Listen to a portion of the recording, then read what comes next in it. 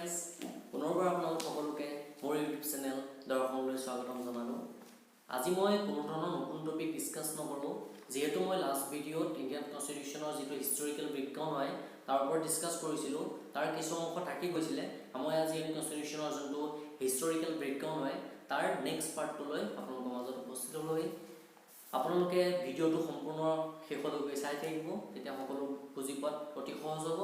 বলক পলম নকৰি ভিডিঅ'টো আৰম্ভ কৰোঁ। আগৰ ভিডিঅ' আছিলে, তাত আমি ডিছকাছ কৰিছিলোঁ যে ইণ্ডিয়ান হিষ্ট্ৰীৰ যোনটো কনষ্টিটিউশ্যন এছেম্বলি আছিলে, তাৰ মেম্বাৰ আছিলে, সকলোবিলাকৰ বিষয়ে ডিছকাছ কৰিছিলোঁ। আমি গম পাইছিলোঁ যে ইণ্ডিয়ান যোনটো কনষ্টিটিউশ্যন এছেম্বলি আছিলে তাত 389 জন মেম্বাৰ আছিলে, তাৰে 296 জন মেম্বাৰ আছিলে ব্ৰিটিছ প্ৰভিন্সেছৰ পৰা আৰু 93 জন মেম্বাৰ আছিলে আমাৰ প্ৰিন্সলি ষ্টেটবিলাকৰ পৰা।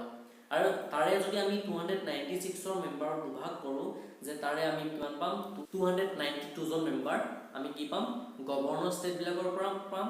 আৰু যোনজন 4জন মেম্বাৰ আমি ক'ৰ পৰা পাম, চিফ ইলেকশ্যন কমিশ্যন ষ্টেটবিলাকৰ পৰা পাম। আমি 4জনৰ ভিতৰত আছিলে দিল্লী, কুৰ্গ, আজমিৰ আৰু বালুচিস্তান, আৰু 93 জন মেম্বাৰ আছিলে প্ৰিন্সলি ষ্টেটবিলাকৰ পৰা। আমি ইণ্ডিয়ান কনষ্টিটিউশ্যন যোনটো এছেম্বলি হয় তাৰ যিটো আমাৰ ইলেকশ্যন প্ৰচেছ হয়, দুই ধৰণে হয়। এটা হৈছে ডাইৰেক্ট ইলেকশ্যন আৰু এটা ইনডাইৰেক্ট ইলেকশ্যন। ডাইৰেক্ট ইলেকশ্যনটো কাৰ কাৰণে হয়, প্ৰভিন্স যিবিলাক নেকি ব্ৰিটিছৰ অধীনত ষ্টেট আছিলে সেই ষ্টেটবিলাকৰ কাৰণে ডাইৰেক্ট ইলেকশ্যন হয়, আৰু যিবিলাক নেকি আমাৰ প্ৰিন্সলি ষ্টেট আছিলে সেইবিলাকৰ কাৰণে ইনডাইৰেক্ট ইলেকশ্যন হয়।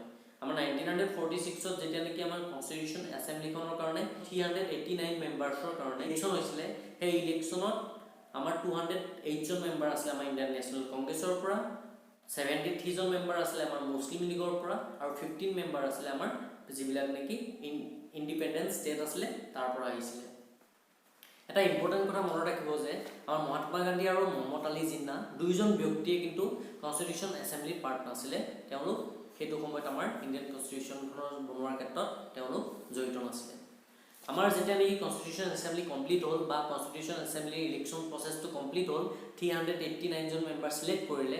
কনষ্টিটিউশ্যন এছেম্বলিৰ ফাৰ্ষ্ট মিটিংখন হৈছিলে 9 ডিচেম্বৰ তাৰিখে 1946ৰ। তাৰে প্ৰেচিডেণ্ট আছিলে আমাৰ শচীদানন্দ সিনহা। শচীদানন্দ সিনহা প্ৰেচিডেণ্ট আছিলে যদিও এদিনৰ কাৰণে আছিলে, আৰু তেওঁ পাৰ্মানেণ্ট নাছিলে, টেম্পৰেৰীকৈ বনোৱা হৈছিলে। তেওঁ কি কাৰণে বনোৱা হৈছিলে প্ৰেচিডেণ্ট, কাৰণ তেওঁ গোটেই যি নেকি 389 জন মেম্বাৰৰ ভিতৰত তেওঁ সকলোতকৈ পুৰণি মেম্বাৰ আছিলে।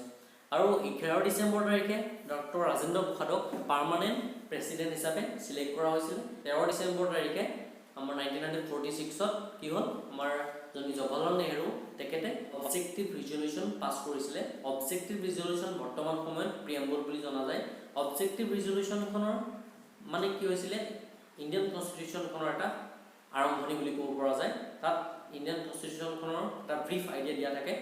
ইণ্ডিয়ান কনষ্টিটিউশ্যনখনৰ যিটো নেকি প্ৰিএম্বল হয় সেইটোক আগতে কি বুলি জনা হৈছিলে, অবজেক্টিভ ৰিজলিউশ্যন। এইখন কেতিয়া আনিছিলে, 13 ডিচেম্বৰ তাৰিখে 1946ত। 1947ৰ 14 আগষ্টলৈকে আমাৰ ইণ্ডিয়াখন আনডিভাইডেড ইণ্ডিয়া হিচাপে পৰিগণিত আছিলে। 1947 চনৰ 15 আগষ্ট তাৰিখে আমাৰ ইণ্ডিয়াখনে স্বাধীনতা পাইছিলে। স্বাধীনতা যেতিয়া পালে, স্বাধীন পোৱাৰ লগে লগে আমাৰ যি নেকি কনষ্টিটিউশ্যন এছেম্বলিত 389 জন মেম্বাৰ আছিলে, সেই 389 জন মেম্বাৰ ডিক্ৰিজ হৈ গ'ল, কাৰণ আমাৰ ইণ্ডিয়াখন কমপ্লিট দুটা ভাগত ভাগ হৈ গ'ল, পাকিস্তান আৰু ইণ্ডিয়া। যিহেতু কমপ্লিট দুটা ভাগত ভাগ হৈ গ'ল, তেতিয়া আমাৰ যি নেকি মেম্বাৰ আছিলে সেইবিলাকো কমি যাব। সেই 389ৰ পৰা কিমানলৈ কমিলে, 299 জন হ'ল। 299 জনৰ ভিতৰতে 229 জন মেম্বাৰ আছিলে আমাৰ ইণ্ডিয়ান প্ৰভিন্সৰ পৰা, আৰু যি নেকি 70 মেম্বাৰ আছিলে প্ৰিন্সলি ষ্টেটবিলাকৰ পৰা। কনষ্টিটিউশ্যন এছেম্বলিখন কমপ্লিট বনোৱাৰ পিছত 17 নৱেম্বৰ 1947ত কি হ'ল, আমাৰ জি.ভি. মাভালংকৰক আমাৰ পাৰ্লিয়ামেণ্টৰ স্পীকাৰ বনোৱা হৈছিলে। আমাৰ এতিয়া কনফিউজ হ'ব পাৰোঁ যে আমি যে আমাৰ ৰাজেন্দ্ৰ প্ৰসাদক প্ৰেচিডেণ্ট বনালে ইণ্ডিয়ান যোনটো কনষ্টিটিউশ্যন এছেম্বলি হয়, আৰু জি.ভি. মাভালংকৰক কি কৰিলে, আমাৰ স্পীকাৰ অফ পাৰ্লিয়ামেণ্ট বনাই দিলে। দুইজনে কিন্তু কামবিলাক অলপ বেলেগ ধৰণৰ আছিলে। যি নেকি আমাৰ যেতিয়া নেকি কনষ্টিটিউশ্যন এছেম্বলিখন নেকি আমাৰ পাৰ্লিয়ামেণ্টত কি কাৰণে, আমাৰ যদি ল মেকিং পাৰপছৰ কাৰণে যি মিলিত হয়, তেতিয়াহ'লে আমাৰ জি.ভি. মাভালংকৰ তাৰ লগত জড়িত হ'ব। আৰু যদি আমাৰ কনষ্টিটিউশ্যন এছেম্বলিখন পাৰ্লিয়ামেণ্টৰ লগত যদি কনষ্টিটিউশ্যন মেকিঙৰ পাৰপছৰ কাৰণে যদি লগ লাগে বা জড়িত হয়, তেতিয়াহ'লে তাৰ লগত কোন জড়িত হৈ থাকিব, ডক্টৰ ৰাজেন্দ্ৰ প্ৰসাদ। ইণ্ডিয়ান কনষ্টিটিউশ্যনখন বনোৱাৰ ক্ষেত্ৰত বহুকেইখন কমিটি বনোৱা হৈছিলে তাৰে ভিতৰত ৰুলছ এণ্ড প্ৰচিডিউৰ কমিটি আৰু ষ্টেয়াৰিং কমিটি এই দুখনৰ চেয়াৰমেন আছিলে ডক্টৰ ৰাজেন্দ্ৰ প্ৰসাদ আৰু fundamental rights provincial committee state constitution committee এই তিনিখনৰ চেয়াৰমেন আছিলে চৰ্দাৰ বল্লভভাই পেটেল যাক নেকি আইৰন মেন অফ ইণ্ডিয়া বুলিও কোৱা হয় ইউনিয়ন পাৱাৰ কমিটি আৰু ইউনিয়ন কনষ্টিটিউশ্যন কমিটি এই দুখন কমিটিৰ চেয়াৰমেন আছিলে জৱাহৰলাল নেহৰু আৰু এখন আছিলে ড্ৰাফটিং কমিটি সকলোৱে জানে ইণ্ডিয়ান কনষ্টিটিউশ্যনখন বনোৱাৰ ক্ষেত্ৰত ড্ৰাফটিং কমিটিৰ বহুত অৰিহণা আছে বহুতখিনি কষ্ট কৰিছিলে ড্ৰাফটিং কমিটিখন বনোৱাৰ ক্ষেত্ৰত আমাৰ ড্ৰাফটিং কমিটিখনৰ 7জন মেম্বাৰ আছিলে ডক্টৰ ভীমৰাও আম্বেদকাৰ 7জনৰ ভিতৰত বা এই ড্ৰাফটিং কমিটিখনৰ চেয়াৰপাৰচন আছিলে ইণ্ডিয়ান কনষ্টিটিউশ্যনখন এডপ্ট কৰা হৈছিলে 1949ৰ 26 নৱেম্বৰ তাৰিখে আৰু সেইখন ৰিলিজ কৰা হৈছিলে 1950 26 জানুৱাৰী তাৰিখে এই দুমাহৰ যে গেপটো থাকিলে বা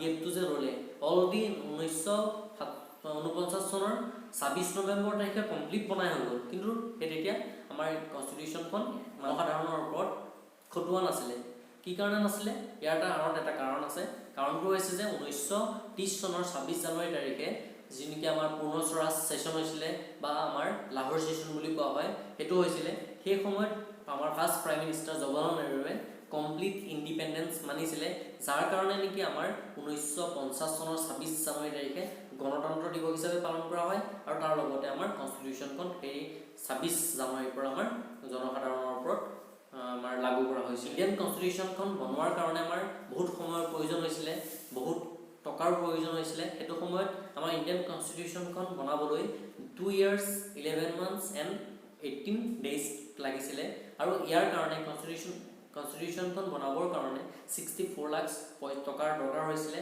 আৰু আমাৰ ইণ্ডিয়ান কনষ্টিটিউশ্যনখনৰ যিবিলাক নেকি পাৰ্ট আছে fundamental rights fundamental duties directive principle of state policy federalism citizenship যিমানবিলাক এক্সেট্ৰা যিমানবিলাক আছে সকলোবিলাক ক'ৰ পৰা লোৱা হৈছে 60খন কাণ্ট্ৰিৰ পৰা আমাৰ বৰো কৰা হৈছে সেই পাৰ্টবিলাক আমি সেই টপিকটোৰ ওপৰত এটা নতুন এটা ভিডিঅ' বনাম প্ৰিএম্বলৰ ওপৰতো নতুন এটা ভিডিঅ' বনাম যদি ভিডিঅ'টো চাই ভাল পালে লাইক শ্বেয়াৰ এণ্ড কমেণ্ট কৰিব ছাবস্ক্ৰাইব কৰিবলৈ নাপাহৰিব ভিডিঅ'টো সম্পূৰ্ণ চোৱাৰ বাবে আপোনালোকলৈ অশেষ ধন্যবাদ থাকিলে